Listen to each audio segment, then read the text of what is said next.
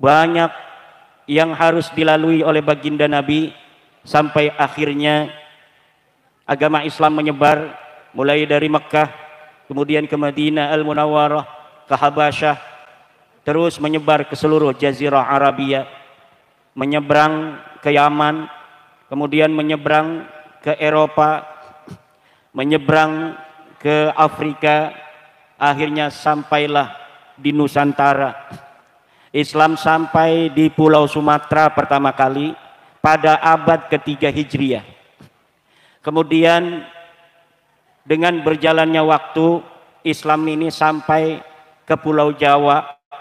Pertama di pantai-pantai utara, dari Banten sampai ke Tuban, ke Gresik. Kemudian sampailah di negeri kita yang tercinta, Grobogan wa ahlaha. Ya Grobogan wa ahlaha, ya Grobogan wa ahlaha, ya Grobogan wa ahlaha. Jangan ya Tarim wa ahlaha, ya Grobogan wa ahlaha. Orang Grobogan lebih mulia dari orang Tarim kok kita ngomong-ngomong Tarim. Orang Grobogan lebih mulia dari orang Nabi Muhammad dan sahabat sampai hijrah ke Madinah. Kenapa Nabi Muhammad sampai hijrah ke Madinah? Padahal negeri Mekkah adalah tempat Nabi Muhammad dilahirkan, tempat Nabi Muhammad dibesarkan, tempat Nabi Muhammad mendapatkan belayan bunda, tempat Nabi Muhammad bermain dengan teman-temannya. Tapi kenapa negeri Mekkah yang sangat dicintai oleh baginda Nabi Muhammad kemudian tega, rela ditinggalkan oleh Nabi Muhammad dan sahabatnya? Harta para sahabat ada di Mekkah, keluarga para sahabat ada di Mekkah, teman-temannya ada di Mekkah. Tapi kenapa para sahabat Nabi dan Nabi Muhammad rela untuk meninggalkan Mekkah, tempat yang ia cintai dengan sepenuh hati, dengan sepenuh jiwa? Jawabannya adalah karena ingin menyebarkan agama Allah, karena memenuhi kewajiban perintah Allah untuk menyebarkan agama Islam, menyebarkan kebenaran risalah Allah. Sampai Nabi Muhammad kadang-kadang menangis di kota Madinah karena saking rindunya ke tanah Mekkah. Tapi rindu yang begitu tinggi yang dialami Rasulullah untuk kota kelahirannya Mekkah tidak menghalangi teguhnya Rasulullah untuk berada di Madinah sampai wafatnya demi menyebarnya agama Islam sampai di Purwodadi Grobogan ini. Nabi Muhammad diancam di kota Mekkah akan dibunuh. Nabi lagi salat di Ka'bah, lagi sujud, dilempar kotoran binatang, kotoran onta. Nabi Muhammad tidak marah. Nabi Muhammad terus melakukan salat, menyempurnakan salatnya. Kemudian Ibunda Juwairiyah memanggil Fatimah, "Wahai Fatimah, ayahmu lihat di Ka'bah, dia sedang salat." Kemudian pamannya Abu Lahab menyuruh Uqbah, orang yang celaka, untuk melemparkan kotoran onta kepada baginda Nabi, kepada ayahmu wahai Fatimah. Siti Fatimah radhiyallahu anha kemudian lari dari rumahnya menuju ke Ka'bah. Dilihatnya ayahandanya sedang sujud dengan kotoran onta ada di kepalanya. Ia usap dengan penuh cinta dan kasih sayang ayahandanya yang sedang bersujud kepada Allah yang banyak sekali kotoran-kotoran binatang.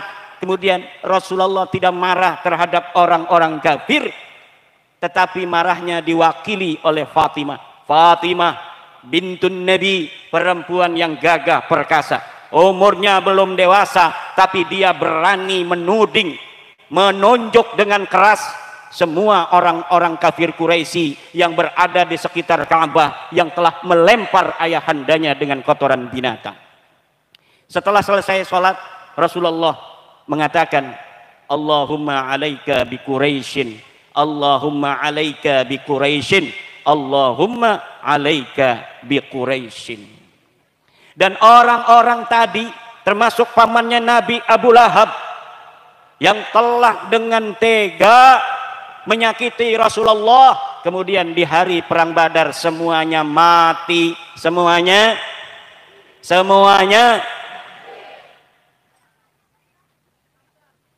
Kemudian Nabi Muhammad juga didatangi oleh pamannya Abu Talib. Kata pamannya, wahai keponakanku, sekarang aku tidak kuat lagi untuk menjagamu.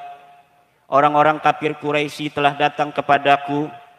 Kalau aku tidak menyerahkan dirimu, maka mereka sendiri yang akan membunuhmu. Apa jawaban Rasulullah ketika pamannya Abu Talib mengatakan demikian? Ya ammi, law wada'u asy-syamsa fi yamini wal qamara fi shimali ala an atruka hadzal amra ma taraktuhu. Wahai pamanku, kalau mereka meletakkan matahari di tangan kananku, meletakkan bulan di tangan kiriku, agar aku meninggalkan dakwah menuju jalan Allah kepada orang-orang kafir itu, ma taraktu, maka aku tidak akan meninggalkan dakwah di jalan Allah ini. Ini juga yang terjadi dengan perjuangan Wali Songo Indonesia. Semakin ancaman datang, semakin tekanan menjelang, PWILS bukan tambah gentar, tapi tambah berani dan maju ke depan, pantang mundur ke belakang.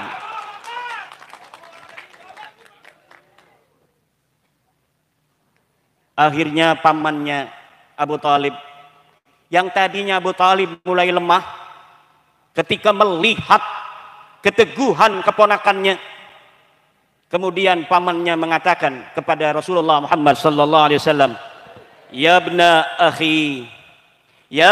akhi, ma sallamtuki abadan, aku tidak akan menyerahkan kamu abadan, selamanya.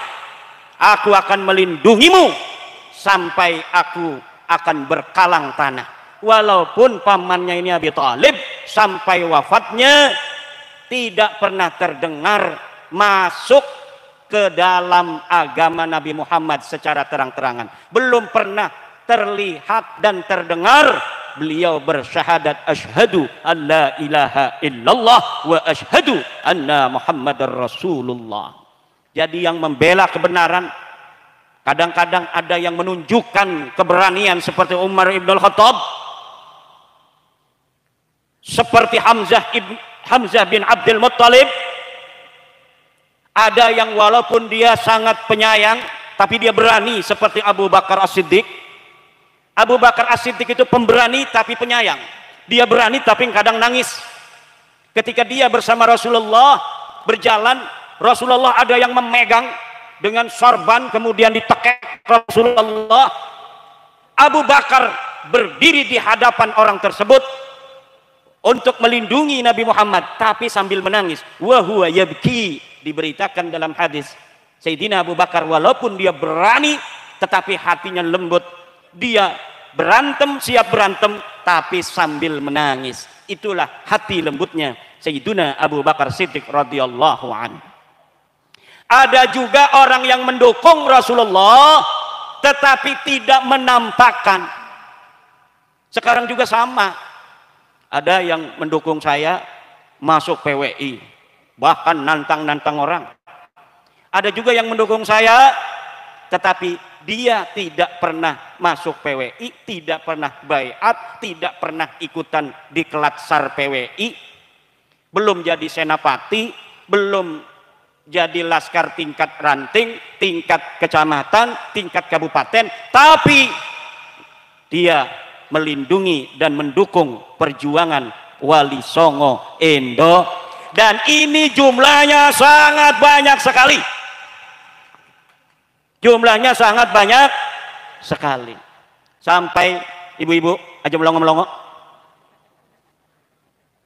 Melongo bekai keduhung ora uli salak. Rebutan salak ya ora uli. Atu menai ora uli salak gak uli jeruk. Ora uli maning. Menai ora uli jeruk gak uli-uli pringe. Ora uli maning. Pring mah khusus kena banser kok. Udah dipegangin aja sama banser. sama PWI itu. Semakin hari semakin ditekan Rasulullah, semakin banyak orang yang mengikuti Rasulullah masuk agama Islam. Akhirnya Abu Jahal, Abu Lahab, Abu Gosok, semua abu-abu itu membuat sebuah rencana baru. Kalau begini, kita bikin surat ancaman kepada orang-orang Quraisy agar orang Quraisy tidak ikut pada Muhammad bin Abdullah. Bikin namanya Sahifatul Hisar. Apa namanya? Sahifatul Hisar. Namanya surat boykot. Kalau sekarang surat instruksi lah gitu. Dibikinlah oleh Abu Jahal CS Sahifatul Hisar, surat instruksi kepada orang Quraisy agar jangan ikut-ikut Muhammad, agar jangan sampai menikahkan anaknya dengan keluarga Muhammad, agar jangan sampai menjual beras, menjual gandum kepada keluarga Muhammad. Ditaruh ini surat instruksi di dalam Ka'bah. Marah gegeden-gegeden Quraisy, walaupun dia belum beriman kepada Nabi Muhammad, ketika melihat ada Sahifatul Hisar, surat instruksi untuk memboikot Nabi Muhammad, datanglah namanya Zum'ah bin Al-Aswad. Kata Zum'ah, ya Aba Jahlin, wahai Abu Jahal, ma radina kita hina katabta. Kami tidak setuju dengan surat boikot, surat instruksimu itu, wahai Abu Jahal, ketika engkau menandatanganinya. Datang pula Abul Bakhtari, kafir Quraisy, berkata yang sama, maradina kitabataha hina katabta. Datang pula namanya Mut'im bin Adi kepada Abu Jahal CS, hei Abu Jahal, maradina kitabataha hina katabta. Aku tidak setuju dengan surat instruksimu kepada orang-orang Quraisy agar tidak mengikuti Muhammad.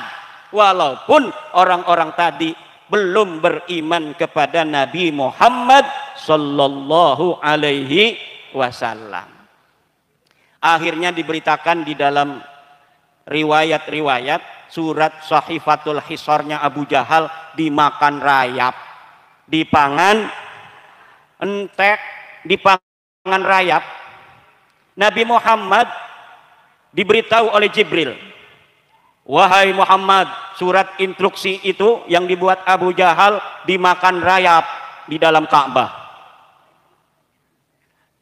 Nabi Muhammad ngomong sama pamannya namanya Abu Talib, wahai pamanku, itu Sahifatul Hisar, surat instruksi Abu Jahal yang ada dalam Ka'bah dimakan rayap. Wahai Muhammad, dari mana kamu tahu bahwa surat Sahifatul Hisar, surat instruksi Abu Jahal itu dimakan rayap? A'lamani Rabbi, Tuhanku memberitahu aku. Nah, kalau Abu Talib ini dari kecil kan ngingunya diingu oleh Abu Talib Nabi Muhammad ini. Karena bapaknya Nabi Muhammad meninggal dunia sejak Nabi Muhammad ada di dalam perut ibundanya.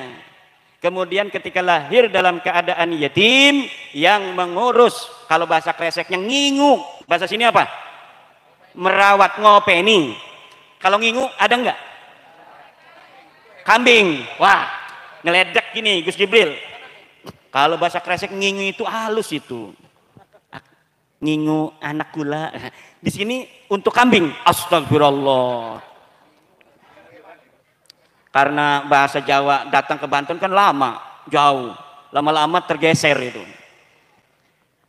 Karena Nabi Muhammad yatim sejak ada dalam perutnya, kemudian yang melindungi, merawat Nabi Muhammad sejak bayi siapa? Kakeknya dulu, namanya Abdul Muttalib. Setelah kakeknya meninggal, kemudian dirawat oleh pamannya Abu Talib. Ibunya siapa? Ibunya Nabi Muhammad namanya Aminah. Istrinya Abu Talib namanya Fatimah. Siapa? Neneknya Nabi Muhammad namanya Fatimah juga. Jadi Nabi Muhammad punya nenek namanya Fatimah, punya anak namanya Fatimah, punya bibi namanya Fatimah, istrinya Abu Talib. Satu-satunya orang yang ketika wafat Nabi Muhammad sangat sedih sampai masuk ke dalam kuburan hanyalah Fatimah bintu Asad, istrinya Abu Talib. Istrinya Abu Talib sama dengan Abu Talib. Islamnya tidak menampakkan diri, keislamannya tidak ditampakkan oleh Fatimah bintu Asad. Tetapi ketika meninggal, Nabi Muhammad begitu sedih. Ketika liang lahat sudah dibuat, Nabi Muhammad masuk dulu ke dalam kuburan ibu angkatnya ini yang mengasuhnya sejak kecil. Nabi Muhammad tiduran dulu. Wahai kuburan, ini akan sebentar lagi akan masuk ummi ba'da ummi. Apa namanya? Ummi ba'da, ibuku setelah ibuku. Karena ibunya Nabi Muhammad namanya Aminah sudah wafat, kemudian yang mengingu, ngopeni adalah Siti Fatimah bintu Asad. Ketika beliau meninggal, Fatimah bintu Asad yang ngopeni sejak kecil ini padahal bukan ibunya sendiri. Nabi Muhammad masuk ke liang kubur, kemudian berpesan kepada kuburan untuk menyayangi ibundanya ini. Ada enggak kiai sini ibunya meninggal, dia masuk kuburan dulu, tiduran dulu di calon makam ibunya itu sebelum ibunya dimasukkan? Ada enggak? Belum. Ada. Kalau ibunya meninggal atau bukan ibu sendiri, tapi orang yang mengurusnya, merawatnya, menyayanginya sejak kecil, masuk ke dalam liang lahat itu, kemudian berdoa di sana, sayangi ibundaku, sayangi ibundaku, sayangi ibundaku, berdoa di situ, baca Quran kalau bisa sebelum datang itu yang namanya jenazah, maka kemudian keluar, jangan ikut-ikuti kubur, keluar, setelah itu berdoa lagi, talqin. Itulah yang diajarkan oleh baginda Nabi Muhammad, padahal bukan ibu sendiri. Bayangkan kalau ibu sendiri masih hidup ketika Nabi Muhammad sudah dewasa, kemudian ibunya wafat, lebih kasih sayang Nabi Muhammad pasti kepada ibundanya ketika meninggal dunia. Cuma waktu ibunya Nabi Muhammad meninggal, Nabi Muhammadnya masih kecil, dibawa ke Madinah oleh ibundanya, kemudian ibundanya sakit. Sebelum sakit, ibundanya mengatakan kepada Nabi Muhammad bahwa engkau akan menjadi kekasih Allah, utusan Allah, akan mendapat amanah dari Allah Subhanahu wa taala. Kemudian Siti Aminah mengatakan, setiap yang bernyawa pasti mati, dan ini adalah waktuku. Kemudian meninggal dunia. Nabi Muhammadnya masih kecil. Akhirnya Nabi Muhammad sallallahu alaihi wasallam hidup tanpa ayah dan tanpa ibu, namanya yatim piatu. Nah, ini santunan yatim piatu juga ya. Nah, santunan yatim itu apa? Bapaknya sudah meninggal. Al yatimu fil insani man mata abuhu, wa fil hayawani man mata ummuhu, wa fit tuyuri man mata ahadu abawaihi. Yang namanya yatim kalau kepada orang yang mati bapaknya, kalau hewan yang mati ibunya. Kenapa hewan itu yang mati ibunya? Karena bapaknya kadang-kadang banyak juga dia, kadang-kadang bapaknya enggak tanggung jawab. Jadi yang mati ibunya itulah kalau hewan yang menjadi atau anaknya disebut hewan yatim. Walid tuyuri, dan khusus bagi burung yang disebut yatim, man mata ahadu abawaihi, yang mati salah satunya. Jadi baik bapaknya maupun ibunya mati salah satunya, itu bisa disebut yatim. Kenapa kalau burung begitu? Karena burung suaminya bertanggung jawab. Karena burung itu suaminya bertanggung. Kalau istrinya mati, suaminya akan ngurus sampai bisa terbang. Kalau nggak percaya, lihat itu burung. Jangan sembarangan. Masa iya kita laki-laki, anak Adam kalah sama anak burung? Kalau ada laki-laki orang Grobogan, nggak ngurusin anaknya, kalah sama burung. Kucing aja itu kucing, anak 5 disusuin semua. Itu kucing di rumah saya, kalau dia lagi nyosoni anak, aleman. Burung aleman. Ngerti orang aleman? Manja. Dia tahu kalau saya nggak bakal marah kalau dia lagi nyusuin, mau ngapain aja. Saya lagi ngarang kitab, ngetik. Kalau dulu ngarang kitab saya pakai pulpen. Walaupun sudah ada laptop komputer, dulu saya nggak mau belajar. Jadi saya nulis saja pakai pulpen, nanti santri yang ngetik. Nah sekarang saya mulai belajar sendiri, pakai laptop ngarang kitabnya. Ketika ngarang pakai laptop, si kucing ini, kalau misalnya istri saya ngasih kue, ngasih apa, ini nginjek-injek laptop saya ini. Bahwa saya mau makan, itu anaknya 5 tuh, dibawa anaknya di bawah saya. Itu sering anaknya kelihatan apa ngancleng-ngancleng itu, tahu ngancleng?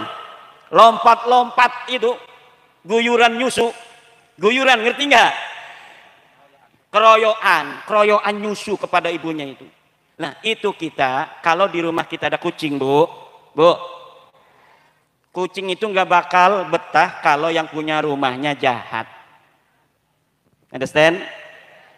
Kalau ada kucing di rumah, tanda yang punya rumah itu hatinya lembut. Kalau kucing itu dia punya sensor. Kucing itu punya sensor, insting. Dia tahu orang baik, mana orang yang suka mukul, mana orang yang hatinya judes. Kalau mulutnya judes dia nggak apa-apa. Dia dimarahin tuh cuma wow, itu doang dia manja. Tapi kalau sudah hatinya judes, bengis gitu, kalau salah-salah dipentung pakai tongkat, itu besok aja nggak ada kucing di rumah kita itu. Dia juga akan ngasih tahu pada teman-temannya, pasukan kucing-kucing itu jangan masuk rumah itu, orang jahat, ahli neraka itu katanya. Cuma kita kadang-kadang kesel juga bu ya, kadang-kadang kucing banyak amat dikerjain, ini kayak balawi nih kucing ini. Kalau kita nggak kasih, malah dia bawa temen, bawa temennya kalau dikasih.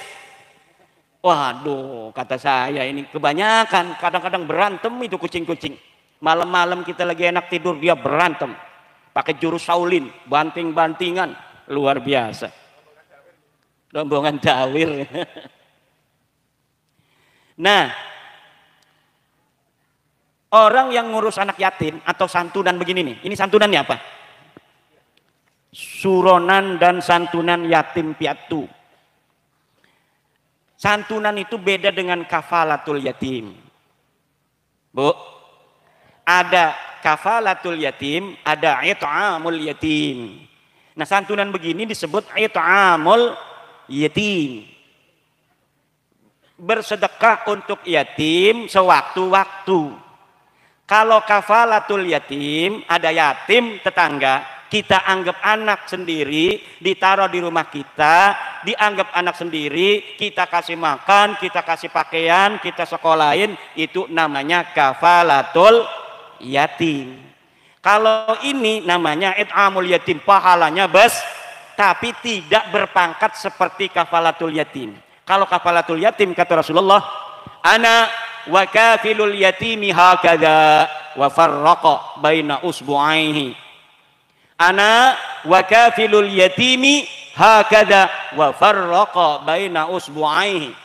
Aku dan orang yang ngurus anak yatim di dalam surga fil jannah itu hakadha, seperti ini, dekat sekali. Jadi Nabi itu nanti di surganya satu kapling, satu komplek dengan orang-orang yang ngurus anak yatim. Bu, ada yang janda ngurus anak yatim, anak suaminya, itu namanya kafilul yatim juga. Yang ngurus anak suaminya dia kafilul yatim. Hati-hati itu, amanah itu. Kalau bapaknya punya harta, dibagi dulu hartanya. Warisan buat kita 1/8, asobahnya sisanya untuk anak kita.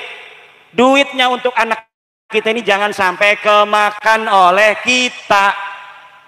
Kadang-kadang ini yang banyak dilupakan oleh ibu-ibu.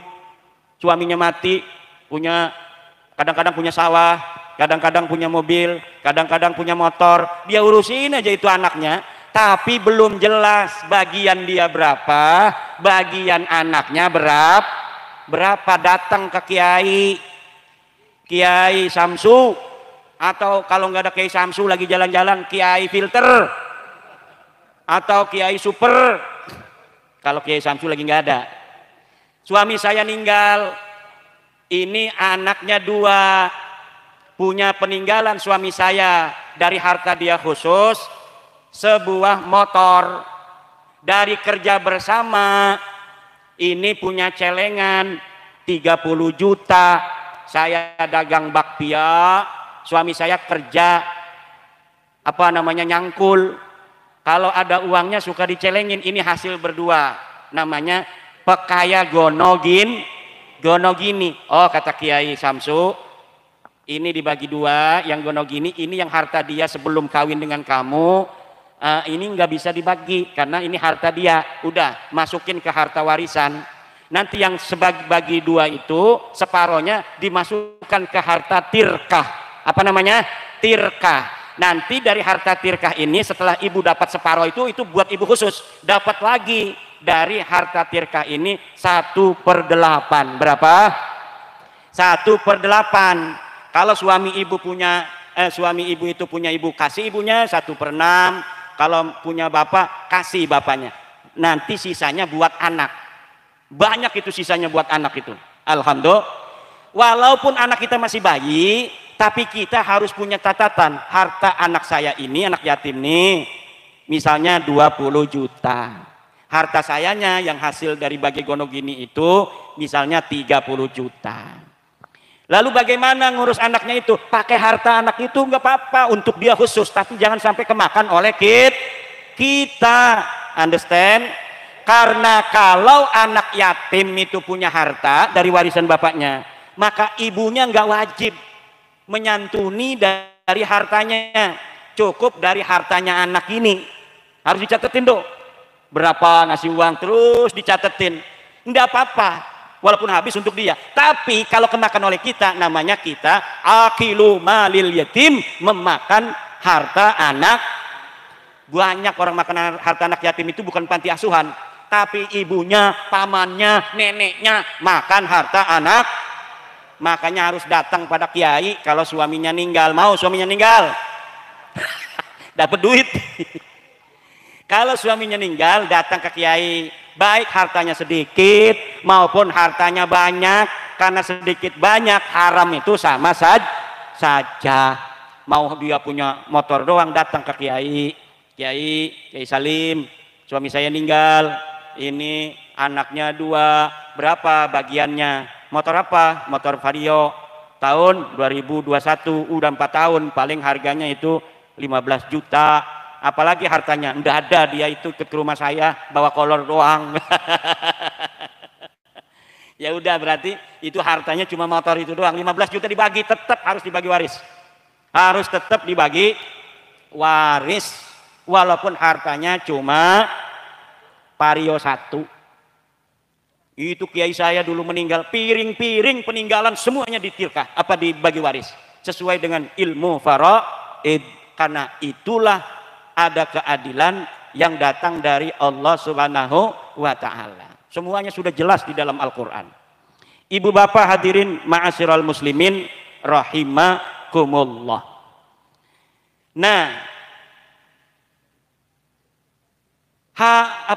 hari Asyura tadi ya.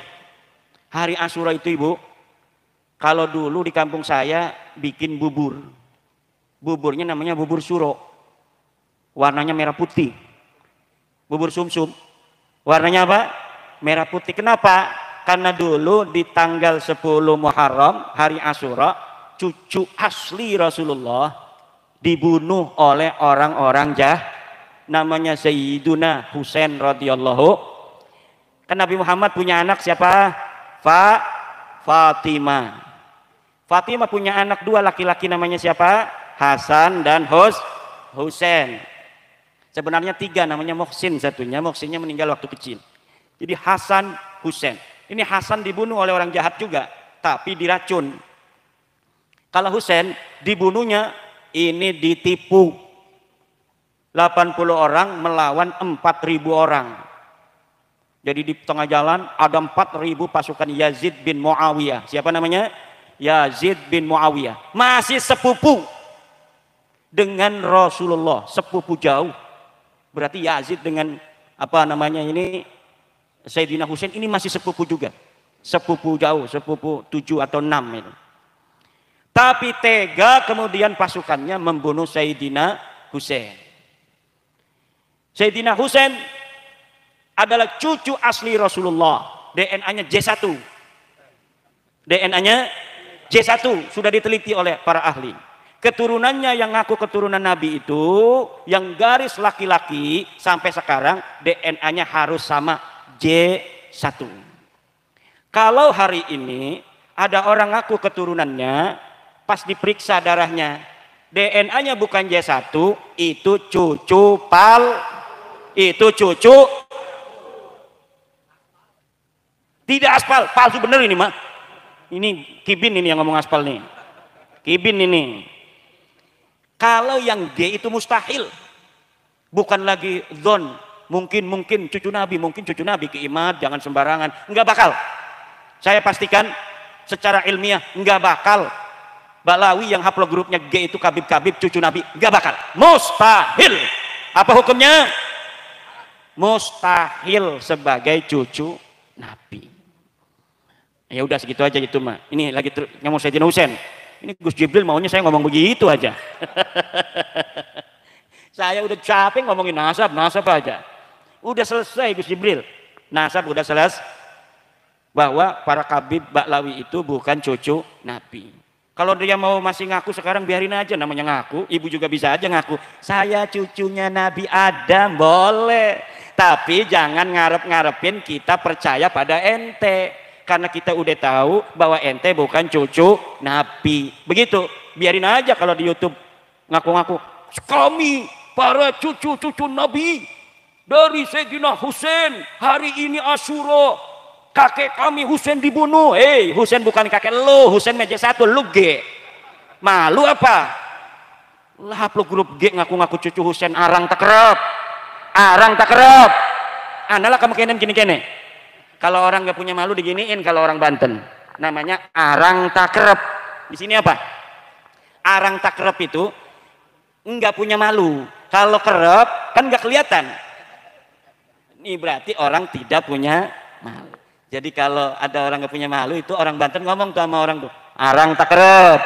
Arang takrab itu kalau arang berarti arang mungkin nanti bisa kedeleng. Tapi kalau kerep nggak bisa kelihat. Alhamdulillah. Ini buyut saya udah datang, Ki Bendo. Dulu saya malu itu, kakek saya Ki Usman punya bapak namanya Bendo. Masih kecil nggak tahu artinya Bendo. Ternyata ada kiai namanya Bendo. Alhamdulillah. Sampai ada cucu yang lain mengganti nama Syekh Bendo itu. Saya lihat dia bikin tulisan karena dia seorang peneliti. Akhirnya Syekh Bendo ini diganti namanya Syekh Murtado. Kata saya ini Balawi nih orang nih. Ganti-ganti sejarah. Dari mana dia itu tahu? Orang nenek-nenek kita ngomongnya Usman bin Bendo. Usman bin Bendo kalau nggak itu. Lah di dalam tulisan dia karena penulis dia. Pas saya baca Usman bin Syekh Murtado bukan Syekh Bendo. Wah ini Balawi nih orang nih gayanya. Jangan dirubah-rubah. Itu namanya sejarah. Kalau namanya Salim, ya Salim. Jangan Salman Khan. Namanya siapa? Daud. Jangan diganti David. Ibrahim, Bram. Namanya Aswad diganti Black. Gak usah. Supaya apa? Supaya nanti dalam pencatatan tidak bingung. Nah ini juga pelajaran buat para pencatat sejarah. Kalau di Indonesia ini ada tradisi mengganti nama. Kalau sakit diganti namanya. Saya dulu nama kecilnya Kusnadi. Kan Kusnadi saya. Katanya saya nggak tahu masih orok gitu. Diganti sakit diganti Imaduddin. Alhamdulillah gagak perkosa. Salah ya, perkasa bukan perkosa. Katanya. Nah nanti kalau orang dulu disunat ganti lagi namanya. Mau kawin dihitung naktunya kurang bagus diganti lagi namanya. Kadang dikurangi, kadang ditambah, kadang diganti. Kalau pergi haji diganti lagi namanya. Nah ini orang zaman dulu begitu. Makanya kalau dalam penulisan silsilah kemudian ada perbedaan, lah ini jangan langsung dinyatakan bahwa ini tidak pas kalau orang Indonesia. Kenapa? Karena ada tradisi mengganti nama. Yang paling bagus kalau kita nulis keluarga, semua aliasnya ditulis.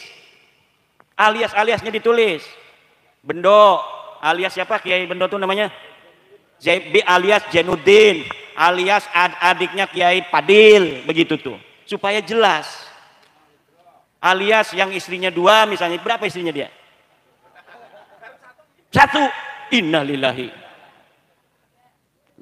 Bohong ini, Balawi ini. Ditulis tuh begitu. Nah, ibu-ibu yang rajin nulis tanggal lahir anak ya. Hari kelahiran anak ditulis. Kalau ada ijazah, dirawat ijazahnya. Nanti takut disangka ini ijazah palsu. Sekarang zamannya zaman yang palsu-palsu banyak. Yang benar disangka palsu, yang palsu disangka benar. Jangan sembarangan dengan klaim. Klaim orang, oh saya cucu Nabi. Buktikan dulu. Mana tes DNA-nya, mana kitab-kitabnya. Nggak usah pakai kitab, husnudon aja. Siapa orang yang mengikuti Al-Quran, kata Taufik Segaf, tidak mengikuti habaib, sesat. Kiai mengikuti Quran, tidak mengikuti Habib, sesat. Dulu, sekarang Taufik Segaf nggak berani. Diam aja. Gini amat nasib gua kayaknya. Gara-gara Gus Jibril Grobogan ini. Beda sekarang gayanya udah beda. Dulu pang aingna. Dulu apa? Pang aingna. Ngertiin tuh pang aingna? Pang akunya.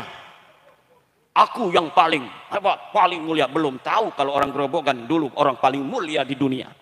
Betul? Hei, zaman dulu kita ini ternyata peradaban tinggi di dunia. Bukan hanya tingkat Nusantara, Asia Tenggara. Ternyata peradaban kita ini adalah peradaban tertua di dunia. Luar biasa kita orang Jawa, orang Nusantara ini ternyata adalah orang-orang yang berperadaban tinggi dan memiliki nilai yang begitu agung di kancah global masa lalu. Ini harus dijaga. Alhamdulillah. Maka kalau ada orang ngomongin orang Grobogan, orang Seragen, orang Jawa kalah mulia dengan orang Tarim, bullshit. Bagaimana kita kalah mulia? Kita kaya raya, ada beras banyak, ada kali, ada buah-buahan, segala buah-buahan ada di kita. Di sana nggak ada apa-apa, kok lebih mulia dia daripada kita? Berarti bohong. Kita yang lebih mulia, kita yang lebih barokah. Betul apa tidak? Wih, doanya kalau doa di Tarim akan dikabulkan, kalau doa di Grobogan nggak dikabulin. Bohong. Buktinya di sana ngedoa pengen punya rumput susah. Sini kita ngedoa Allahumma langsung banyak makanan, banyak minuman, betul? Orang pinter banyak, ngarang kitab banyak, yang hartanya berlimpah ruah juga banyak. Jangan mau dibohongin. Kita lebih rendah, kita yang lebih mulia. Lu mau apa? Ngadu apa dengan kamu? Mau ngadu apa? Ngadu perkaya-kaya antara Grobogan dengan Tarim, kayaan Grobogan. Betul? Ngadu ilmu banyak di Jawa. Yang pinter, orang Jawa lebih pinter. Satu Syekh Nawawi lebih hebat, lebih utama dari seluruh ulama-ulama Balawi. Gak ada yang bisa ngalahin Syekh Nawawi karangannya. Syekh Nawawi orang Jawa punya kitab Marah Labid Tafsir Munir, punya kitab Fakih Nihayatuz Zain, punya kitab Fakih Tausih Ibnu Qasim, punya kitab Nurul Zalam, punya kitab segala-gala, 100 kitab. Satu saja itu. Jangan ngalahin kiai yang lain. Mahfud Termas, Syahoril Bangkalan, Syekh Masari. Satu aja dulu Syekh Nawawi. Bisa nggak ngalahin? Nggak bakal bisa. Nggak bakal bisa. Wih, gimana nanti kualat? Nggak bakal kualat. Kualat sama Balawi kelewat apa? Wih, mereka cucu Nabi. Saya udah tahu mereka bukan cucu Nabi, nggak bakal kualat. Apa grupnya G kok bukan G1? Saya tahu kitabnya nggak nyambung, keturunannya putus. Kemudian mau kualat dari mana? Kalau dia mau kualat sama saya. Saya tidak ngaku cucu Nabi. Saya sholat 5 waktu. Saya punya santri. Saya punya istri. Saya punya anak.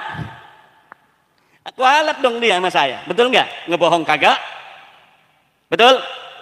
Kalau harus kualat, ya kualatan dia sama saya daripada saya sama dia. Saya orang Banten. Nah kalau udah Banten beda lagi tuh. Kalau ngomong Banten beda lagi. Lebih jauh itu. Tarim sama Banten itu jauh sekali. Ibu ketawa aja lihat saya. Ini sombong kayak ini. Sombong sama orang sombong sedekah. Betul nggak? Punya tetangga sombong banget, sombongin lagi. Dia punya, waduh, balik gelang. Bayu, ayo ke pasar, Bayu. 50 geran. Kita besok ke pasar, nggak bisa kebeli, nyewa 100 gram. Bayu nek. Nah, itu katanya tih alat tayyah fa inna tayha alat tayyahi sadaqah. Sombonglah pada orang sombong, karena sombong pada orang sombong itu sedekah. Kalau saya, Ibu, itu ngelihat orang-orang yang marah-marah sama saya itu enggak marah. Saya batalin nasab dia kan dengan ilmu. Dia marah-marah tanpa ilmu, enggak marah saya. Karena apa? Saya memahami kenapa dia marah. Saya paham kenapa dia marah. Wajar manusia itu begitu. Cuma PWI ini yang nggak paham-paham. Ada orang marah-marah lagi dia tambah marah. Kalau saya ada orang marah begitu, karena wajar orang dari kecil diomongin dia cucu Nabi, pas sudah mau mati udah tua. Saya omongin, kamu bukan cucu Nabi, kamu tidak nyambung. Haplogrup kamu G, dalam kitab nggak ada. Kalau marah wajar nggak? Wajar. Makanya saya dibilang kafir nggak marah, dibilang stres nggak marah, dibilang munafik nggak marah, mau diancem-ancem silakan saja, urusan sama orang Banten, silakan saja. Nah, tetapi saya nggak marah, bahkan saya doakan mereka. Saya mendoakan, kenapa? Karena kewajiban kita kepada saudara yang masih kita anggap muslim, agar dia tidak tersesat, mendoakan agar mereka lurus ke jalan Allah. Dan selama belum meninggal, manusia itu ada kesempatan bertobat. Manusia itu walau punya kesalahan, sebelum meninggal ada kesempatan bertobat. Malam yugorgir apa? Malam yugorgir. Makanya kibin-kibin itu, kibin, tahu kibin? Kibin, anak buahnya Kabib namanya kibin. Nah itu saudara kita Gus. Kalau bisa mereka marah, senyumin, karena tugas kita memberi pencerahan kepada mereka. Kalau bisa. Kalau udah ngejengkelin gimana? Terserah dah kalau udah ngejengkelin. Tapi kalau masih bisa senyum, senyumin, doain agar mereka sama-sama tercerahkan. Ibu bapak hadirin ma'asyiral muslimin rahimakumullah, mari dengan semangat Muharram ini di pondok pesantren Kiai Syamsud Duha ini dan Badrud Duja. Ini namanya harusnya Syamsud Duha Badrud Duja. Ini mudah-mudahan kita mendapat semangat Muharram, rela berjuang seperti orang-orang Mekah rela berjuang meninggalkan kota tercintanya. Kemudian sabar. Apa? Sabar. Yang terakhir adalah ikhlas. Insya Allah kalau ikhlas barokah. Ini ikhlas ke sini, nggak dikasih amplop sama Kiai Samsu, tapi kita datang karena kalau orang ikhlas, Allah yang akan mendatangkan keberkahan. Tahu-tahu yang malam ini masih punya tunggakan motor, besok jatuh tempo belum ada duit, pas pulang ada rizki, amin ya robbal. Lah itu bagi Allah sangat mudah. Yang lagi punya penyakit dalam, saya doakan mudah-mudahan, dia sendiri belum tahu penyakitnya, tapi kalau penyakitnya ini bereaksi fatal, mudah-mudahan ini penyakitnya hilang, amin. Yang sudah terasa penyakitnya, ya Allah, mudah-mudahan penyakitnya dihilangkan oleh Allah. Dan kita semua dipanjangkan umurnya, diberikan rizki. Yang hamil malam ini, kalau ada yang hamil, mudah-mudahan anaknya jadi pemimpin negeri, pemimpin agama. Dan semoga kita dan seluruh bangsa Indonesia menjadi bangsa yang cerdas, bangsa yang tidak mau direndahkan bangsa lain, bangsa yang tidak mudah ditipu, bangsa yang akan menjadi pemimpin di negeri sendiri, Indonesia. Kita doakan juga pemimpin-pemimpin kita, itu lagi pada cengker aja di atas tuh, Pemakjulan ngapain pemakjulan? Kita udah nyolok, betul? Hormati dong, apa namanya ini, suara orang yang telah menyoblos. Kalau nanti mau tarung aja nanti 2029. Nanti kalau pemakjulan pendukungnya yang dimazulin marah.